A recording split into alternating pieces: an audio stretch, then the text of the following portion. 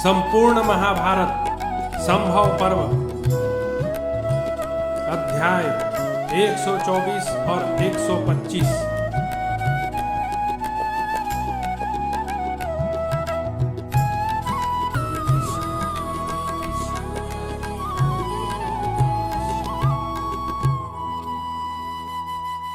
राजा पांडु की मृत्यु और माद्री का उनके साथ चितारोहण, ऋषियों का कुंती और पांडवों को लेकर हस्तिनापुर जाना और उन्हें भीष्म आदि के हाथों सौंपना। वैशंपायन जी कहते हैं, जन्मेजय, उस महान वन में रमणीय पर्वत शिखर पर महाराज पांडु उन पांचों दर्शनीय पुत्रों को देखते हुए अपने बाहुबल के सहारे प्रसन्नतापूर्वक निवास करने लगे।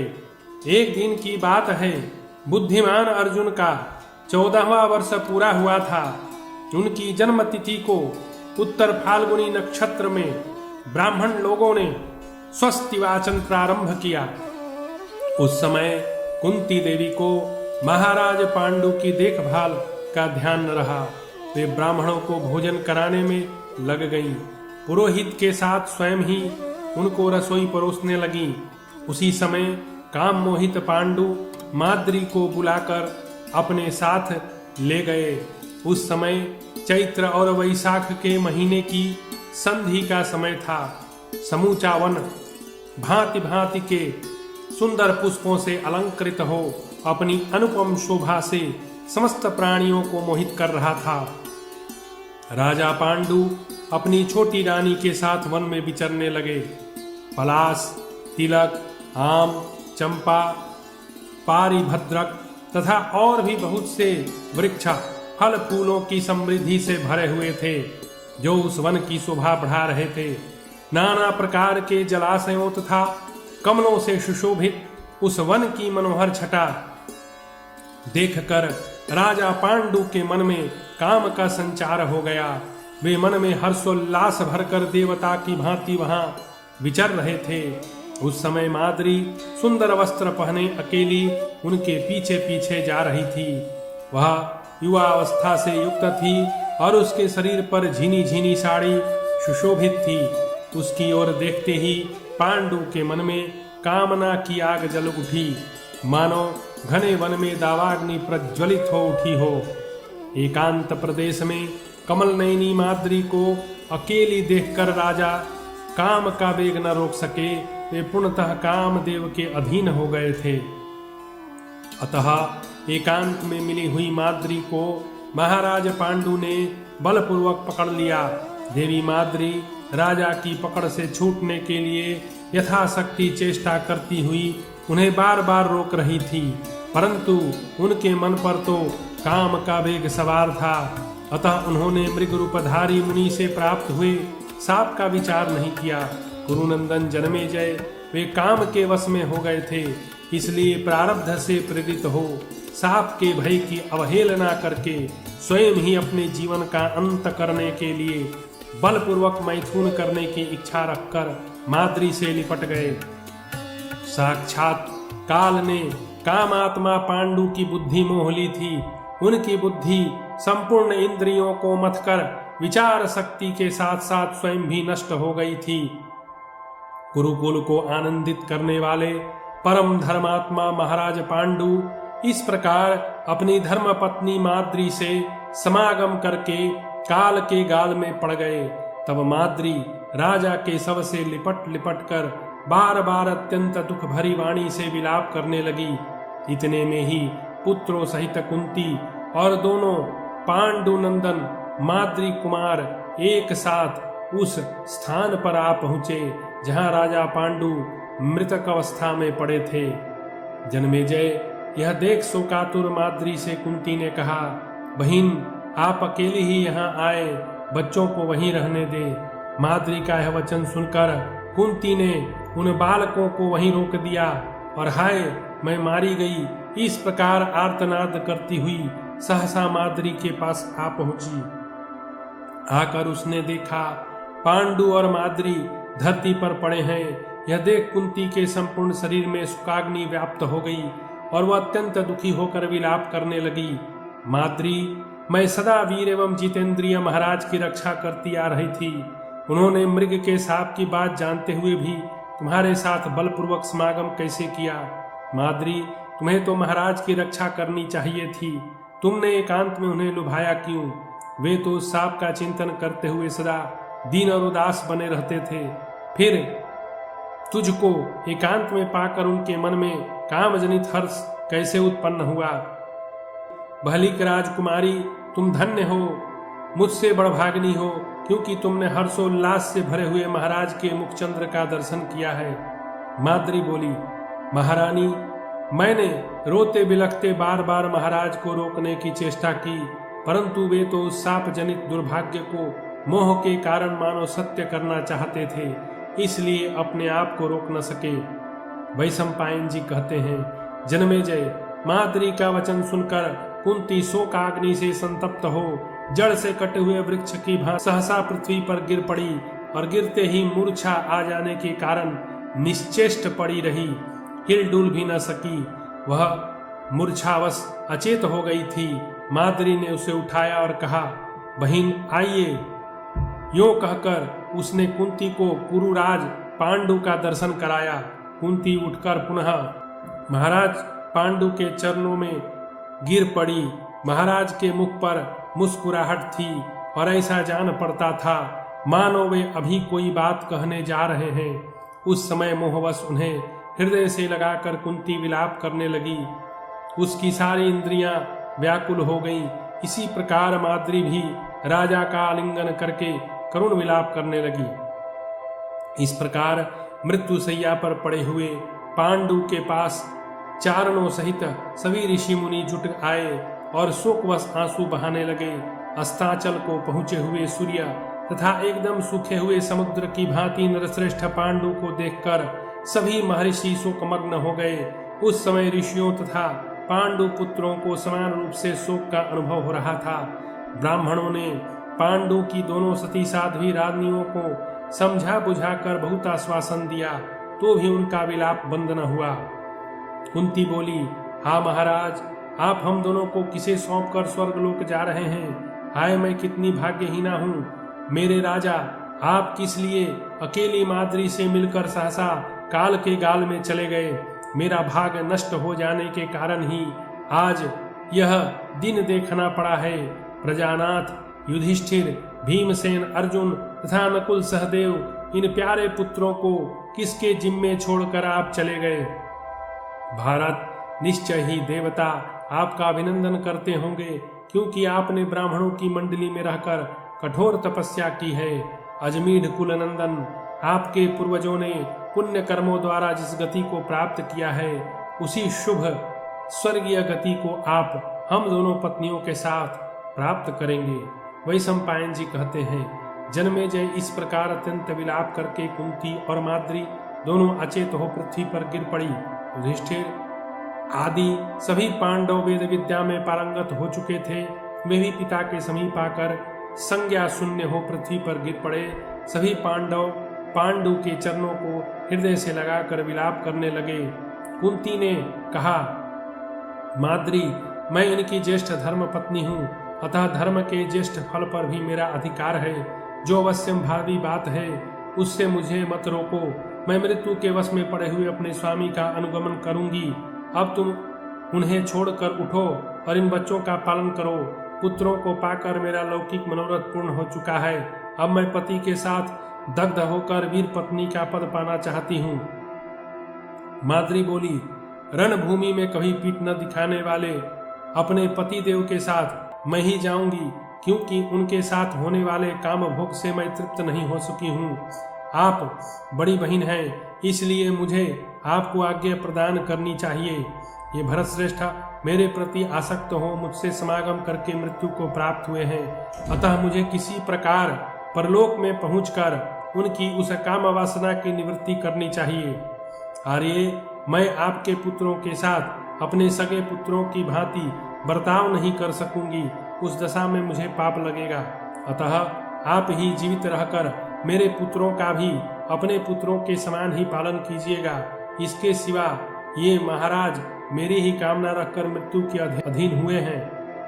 वैशंपायन जी कहते हैं, तदनंतर तपस्वी महर्षियों ने सत्य पराक्रमी पांडवों को धीरज बंधाकर कुंती और माद्री को भी आश्वासन देते हुए, सुभगे तुम दोनों के पुत्र भी बालक हैं, अतः तुम्हें किसी प्रकार देह त्याग नहीं करना चाहिए।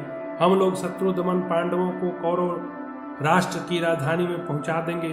राजा धृतराष्ट्र अधर्ममय धन के लिए लोभ रखता है, अतः वह कभी पांडवों के साथ यथायोग्य बर्ताव नहीं कर सकता। कुंती के रक्षक एवं सहायक वृष्णिवंशी और राजा कुंती भोज हैं तथा माद्री के बलवानों में श्रेष्ठ महारथी शल्य उसके भाई हैं। इसमें संदेह नहीं कि पति के साथ मृत्यु स्वीकार करना पत्नी के लिए महान फलदायक होता है। तथापि तुम दोनों के लिए यह कार्य अत्यंत कठोर है। यह बात सभी श्रेष्ठ ब्राह्मण कहते हैं। जो स्त्री साध्वी होती है वह अपने पति की मृत्यु हो जाने के बाद ब्रह्मचर्य के पालन में अविचल भाव से लगी रहती है। यम और नियमों के पालन का क्लेश सहन करती है। मन, वाणी एवं शरीर द्वारा किए जाने वाले शुभ कर्मों तथा कृच्छ, चंद्रायण आदि व्रत, उपवास और नियमों का अनुष्ठान करती है। वह पापड़ आदि और लवण का त्याग करके एक बार ही भोजन करती और भूमि पर शयन करती है। वह जिस किसी प्रकार से अपने शरीर को सुखाने के प्रयत्न में लगी रहती है, किंतु विषयों के द्वारा नष्ट हुई बुद्धि वाली जो नारी देह को पुष्ट करने में लगी रहती है, वह तो इस दुर्लभ मनुष्य शरीर को व्यर्थ ही नष्ट करके निसंदेह महान नरक को प्राप्त होती है। अतः साध्वी स्त्री को उचित है कि वह अपने शरीर को सुखाए, जिससे संपूर्ण विषय कामनाएं नष्ट हो जाएं। इस प्रकार उपयुक्त धर्म का पालन करने वाली जो शुभ लक्षणा नारी अपने पति देव का चिंतन करती रहती है, वह अपने पति का भी उद्धार कर देती है। इस तरह वह स्वयं अपने को, अपने पति को एवं पुत्र को भी संसार से तार देती है। अतः हम लोग तो यही अच्छा मानते हैं कि तुम दोनों जीवन धारण करो। कुंती बोली, महात्माओं, हमारे लिए महाराज पांडु की आज्ञा जैसे सिरोधार्य है, उसी प्रकार आप सब ब्राह्मणों की भी है। आपका आदेश मैं सिर माथे रखती हूँ। आप जैसा कहेंगे वैसा ही करूँगी। पूज्यपाद विप्रगण जैसा कहते हैं, उसी को मैं अपने पति पुत्रों तथा अपने आप के लिए भी परम कल्याणकारी समझती हूँ। इसमें तनिक भी संशय नहीं है। माद्री ने कहा, कुंती देवी सभी पुत्रों के योगक्षेम के निर्वाह में पालन पोषण में समर्थ है। कोई भी स्त्री, चाहे वह अरुंधति ही क्यों न हो, बुद्धि में इनकी समानता नहीं कर सकती। वृष्णिवंश के लोग तथा महाराज कुंती भोज भी कुंती के रक्षक एवं सहायक हैं। बहिन, पुत्रों के पालन पोषण की शक्ति जैसी आप में है वैसी मुझ में नहीं, अतः मैं पति का अनुगमन करना चाहती हूँ। पति के संजोग सुख से मेरी तृप्ति भी नहीं हुई है, अतः आप बड़ी महारानी से मेरी प्रार्थना है कि मुझे पति लोक जाने की आज्ञा दें। मैं वहीं धर्मज्ञ, कृतज्ञ, सत्य प्रतिज्ञ और बुद्धिमान पति के चरणों की सेवा करूंगी। आर्य, आप मेरी शिक्षा का अनुमोदन करें। वैशंपायन जी कहते हैं, महाराज, यूँ कहकर मद्र देश की राजकुमारी सती साध्वी माद्री ने कुंती को प्रणाम करके अपने दोनों जुड़वे पुत्र उन्हीं को सौंप दिए। तत्पश्चात उसने महर्षियों को मस्तक नवाकर पांडवों को हृदय से लगा लिया और बार बार कुंती के तथा अपने पुत्रों के मस्तक सूंघकर युधिष्ठिर का हाथ पकड़कर कहा। माद्री बोली, बच्चों, कुंती देवी ही तुम सबों की असली माता है। मैं तो केवल दूध पिलाने वाली धाय थी। तुम्हारे पिता तो मर गए। अब बड़े भैया युधिष्ठिर ही धर्मतः तुम चारों भाइयों के पिता हैं। तुम सब बड़े बूढ़ों गुरुजनों की सेवा में संलग्न रहना और सत्य एवं धर्म के पालन में कभी मुंह न मोड़ना। ऐसा करने वाले लोग कभी नष्ट नहीं होते, न कभी उनकी पराजय होती है। अतः तुम सब भाई आलस्य छोड़कर गुरुजनों की सेवा में तत्पर रहना। वैशंपायन जी कहते हैं, राजन, तत्पश्चात माद्री ने ऋषियों तथा कुंती को बार बार नमस्कार करके क्लेश से कालांत होकर कुंती देवी से दीनता पूर्वक कहा, वृष्ण कुल नंदनी, आप धन्य हैं। आपकी समानता करने वाली दूसरी कोई स्त्री नहीं, क्योंकि आपको इन अमित तेजस्वी तथा यशस्वी पांचों पुत्रों के बल, पराक्रम, तेज, योग बल तथा महात्म्य देखने का सौभाग्य प्राप्त होगा। मैंने स्वर्गलोक में जाने की इच्छा रखकर इन महर्षियों के समीप जो बात कही है वह कदापि मिथ्या न हो। देवी, आप मेरी गुरु वंदनीय तथा पूजनीय हैं, अवस्था में बड़ी तथा गुणों में श्रेष्ठ हैं, समस्त नैसर्गिक सद्गुण आपकी शोभा बढ़ाते हैं। यादव नंदिनी, अब मैं आपकी आज्ञा चाहती हूँ। आपके प्रयत्न द्वारा जैसे भी मुझे धर्म, स्वर्ग तथा कीर्ति प्राप्त हो, वैसा सहयोग आप इस अवसर पर करें। मन में किसी दूसरे का विचार को स्थान न दें। तब यशस्विनी कुंती ने बाष्प गदगद वाणी में कहा, कल्याणी, मैंने तुम्हें आज्ञा दे दी। विशालोचने, तुम्हें आज ही स्वर्गलोक में पति का समागम प्राप्त हो। भामिनी, तुम स्वर्ग में पति से मिलकर अनंत वर्षों तक प्रसन्न रहो। माद्री बोली, मेरे इस शरीर को महाराज के शरीर के साथ ही अच्छी प्रकार ढककर दग्ध कर देना चाहिए। बड़ी बहन, आप मेरा प्रिय कार्य कर दें। मेरे पुत्रों का हित चाहती हुई सावधान रहकर उनका पालन पोषण करें। इसके सिवा दूसरी कोई बात मुझे आपसे कहने योग्य नहीं जान पड़ती। वैशंपायन जी कहते हैं, जन्मेजय, कुंती से यह कहकर पांडु की यशस्विनी धर्मपत्नी माद्री चिता की आग पर रखे हुए नरश्रेष्ठ पांडु के शव के साथ स्वयं भी चिता पर जा बैठी। तदनंतर प्रेत कर्म के पारंगत विद्वान पुरोहित काश्यप ने स्नान करके सुवर्ण खंड, घृत, तिल, दही, चावल, जल से भरा घड़ा और फरसा आदि वस्तुओं को एकत्र करके तपस्वी मुनियों द्वारा अश्वमेध की अग्नि मंगवाई और उसे चारों ओर से चिता से छुलाकर यथा योग्य शास्त्रीय विधि से पांडु का दाह संस्कार करवाया। भाइयों सहिता निष्पाप युधिष्ठिर ने नूतन वस्त्र धारण करके पुरोहित की आज्ञा के अनुसार जलांजलि देने का कार्य पूरा किया। सतश्रृंगी निवासी तपस्वी मुनियों और चारणों ने आदरणीय राजा पांडु के परलोक संबंधी सब कार्य विधि पूर्वक संपन्न किए। वैशंपायन जी कहते हैं, जन्मेजय, राजा पांडु की मृत्यु हुई देखा। वहां रहने वाले देवताओं के समान तेजस्वी संपूर्ण मंत्र यज्ञ महर्षियों ने आपस में सलाह की। तपस्वी बोले, महान यशस्वी महात्मा राजा पांडु अपना राज्य तथा राष्ट्र छोड़कर इस स्थान पर तपस्या करते हुए तपस्वी मुनियों की शरण में रहते थे। वे राजा पांडु अपनी पत्नी और नवजात पुत्रों को आप लोगों के पास धरोहर रखकर यहाँ से स्वर्ग चले गए।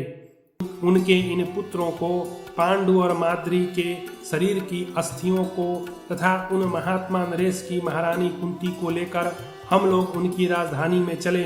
इस समय हमारे लिए यही धर्म प्रतीत होता है। वैशंपायन जी कहते हैं, राजन, इस प्रकार परस्पर सलाह करके उन देवतुल्य उदार चेता सिद्ध महर्षियों ने पांडवों को भीष्म एवं धृतराष्ट्र के हाथों सौंप देने के लिए पांडु पुत्रों को आगे करके हस्तिनापुर नगर में जाने का विचार किया। उन सब तपस्वी मुनियों ने पांडु पत्नी कुंती, पांचों पांडव तथा पांडु और माद्री के शरीर की अस्थियों को तथा साथ लेकर उसी क्षण वहां से प्रस्थान कर दिया। पुत्रों पर सदा स्नेह रखने वाली कुंती पहले बहुत सुख भोग चुकी थी, परंतु अब विपत्ति में पड़कर बहुत लंबे मार्ग पर चल पड़ी थी। तो भी उसने स्वदेश जाने की उत्कंठा अथवा महर्षियों के योग जनित प्रभाव से उस मार्ग को अल्प ही माना। यशस्विनी कुंती थोड़े ही समय में कुरुजांगल देश में जा पहुंची और नगर के वर्धमान नामक द्वार पर गई। तब तपस्वी मुनियों ने द्वारपाल से कहा, राजा को हमारे आने की सूचना दो। द्वारपाल ने सभा में जाकर क्षण भर में समाचार दे दिया। सहस्रों चारणों सहित मुनियों का हस्तिनापुर में आगमन सुनकर उस समय वहां के लोगों को बड़ा हर्ष हुआ। 2 घड़ी दिन चढ़ते चढ़ते समस्त पूर्वासी स्त्रियों और बालकों को साथ लिए तपस्वी मुनियों का दर्शन करने के लिए नगर से बाहर निकल आए। झुंड की झुंड स्त्रियां और क्षत्रियों के समुदाय अनेक सवारियों पर बैठकर बाहर निकले। ब्राह्मणों के साथ उनकी स्त्रियां भी नगर से बाहर निकली। शूद्रों और वैश्यों के समुदाय का बहुत बड़ा मेला जुट गया। किसी के मन में ईर्ष्या का भाव नहीं था, सबकी बुद्धि धर्म में लगी हुई थी। इसी प्रकार संतनु नंदन भीष्म, सोमदत्त, बहली, प्रगाचक्षु, राजर्षि, धृतराष्ट्र, संजय तथा स्वयं विदुर जी भी वहां आए। देवी सत्यवती, काशी राजकुमारी, यशस्विनी कौशल्या तथा राजघराने की स्त्रियों से घिरी हुई गांधारी भी अंतःपुर से निकलकर वहां आई। धृतराष्ट्र के दुर्योधन आदि 100 पुत्र विचित्र आभूषणों से विभूषित हो नगर से बाहर निकले।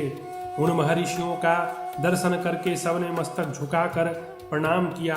फिर सभी कौरव पुरोहितों के साथ उनके समीप बैठ गए। इसी प्रकार नगर तथा जनपद के सब लोग धरती पर माथा टेक कर सबको अभिवादन और प्रणाम करके आसपास बैठ गए। राजन, उस समय वहां आए हुए समस्त जन समुदाय को चुपचाप बैठे देख भीष्म जी ने पाद्य अर्घ्य आदि के द्वारा सब महर्षियों की यथोचित पूजा करके उन्हें अपने राज्य तथा राष्ट्र का कुशल समाचार निवेदन किया। तब उन महर्षियों में जो सबसे अधिक वृद्ध थे, वे जटा और मृग चर्म धारण करने वाले मुनि अन्य सब ऋषियों की अनुमति लेकर इस प्रकार बोले। कुरुनंदन भीष्म जी, वे जो आपके पुत्र महाराज पांडु विषय भोगों का परित्याग करके यहाँ से सतश्रृंग पर्वत पर चले गए थे, उन धर्मात्मा ने वहाँ फल मूल खाकर रहते हुए सावधान रहकर अपनी दोनों पत्नियों के साथ कुछ काल तक शास्त्रोक्त विधि से भारी तपस्या की। उन्होंने अपने उत्तम आचार व्यवहार और तपस्या से सत्संग निवासी तपस्वी मुनियों को संतुष्ट कर लिया था। वहाँ नित्य ब्रह्मचर्य व्रत का पालन करते हुए महाराज पांडु को किसी दिव्य हेतु से साक्षात धर्मराज द्वारा यह पुत्र प्राप्त हुआ है, जिसका नाम युधिष्ठिर है। उसी प्रकार उन महात्मा राजा को साक्षात वायु देवता ने यह महाबली भीम नामक पुत्र प्रदान किया है, जो समस्त बलवानों में श्रेष्ठ है। यह तीसरा पुत्र धनंजय है, जो इंद्र के अंश से कुंती के ही गर्भ से उत्पन्न हुआ। उसकी कीर्ति समस्त बड़े बड़े धनुर्धरों को तिरस्कृत कर देगी। माद्री देवी ने अश्वनी कुमारों से जिन 2 पुरुष रत्नों को उत्पन्न किया है, वे यही दोनों महाधनुर्धर नरश्रेष्ठ हैं। इन्हें भी आप लोग देखें। इनके नाम है नकुल सहदेव। ये दोनों भी अत्यंत तेज से संपन्न हैं। ये नरश्रेष्ठ पांडु कुमार भी किसी से परास्त होने वाले नहीं हैं। नित्य धर्म में तत्पर रहने वाले यशस्वी राजा पांडु ने वन में निवास करते हुए अपने पितामह के उच्छिन्न वंश का पुनः उद्धार किया है। पांडु पुत्रों के जन्म, उनकी वृद्धि तथा वेदाध्ययन आदि देखकर आप लोग सदा अत्यंत प्रसन्न होंगे। साधु पुरुषों के आचार व्यवहार का पालन करते हुए राजा पांडु उत्तम पुत्रों की उपलब्धि करके आज से 17 दिन पहले पितृलोक वासी हो गए। जब वे चिता पर सुलाए गए और उन्हें मुख में अग्नि होम दिया गया, उस समय देवी माद्री अपने जीवन का मोह छोड़कर उसी अग्नि में प्रविष्ट हो गई। वह प्रतिव्रता देवी महाराज पांडु के साथ ही पतिलोक को चली गई। अब आप लोग माद्री और पांडु के लिए जो कार्य आवश्यक समझें वह करें। शरण में आई हुई कुंती तथा यशस्वी पांडवों को आप लोग यथोचित रूप से अपनाकर अनुग्रहित करें, क्योंकि यही सनातन धर्म है। ये पांडु और माद्री दोनों के शरीरों की अस्थियां हैं और ये उनके श्रेष्ठ पुत्र हैं, जो शत्रुओं को संतप्त करने की शक्ति रखते हैं। आप माद्री और पांडु की श्राद्ध क्रिया करने के साथ ही माता सहित इन पुत्रों को भी अनुग्रहित करें। सपिंड करण पर्यंत प्रेत कार्य निवृत्त हो जाने पर कुरुवंश के श्रेष्ठ पुरुष महायशस्वी एवं समस्त धर्मों के ज्ञाता पांडु को पितृमेध्य यज्ञ का भी लाभ मिलना चाहिए। वैशंपायन जी कहते हैं, जन्मेजय समस्त कौरवों से ऐसी बात कहकर उनके देखते देखते वे सभी तपस्वी मुनि गुहकों के साथ क्षण भर में वहां से अंतर ध्यान हो गए। गंधर्व नगर के समान उन महर्षियों और सिद्धों के समुदाय को इस प्रकार अंतर ध्यान होते देख वे सभी कौरव सहसा उछलकर साधु साधु ऐसा कहते हुए बड़े विस्मित हुए। इस प्रकार श्री महाभारत आदि पर्व के अंतर्गत संभव पर्व में ऋषि संवाद विषयक 124 और 125वां अध्याय पूरा हुआ।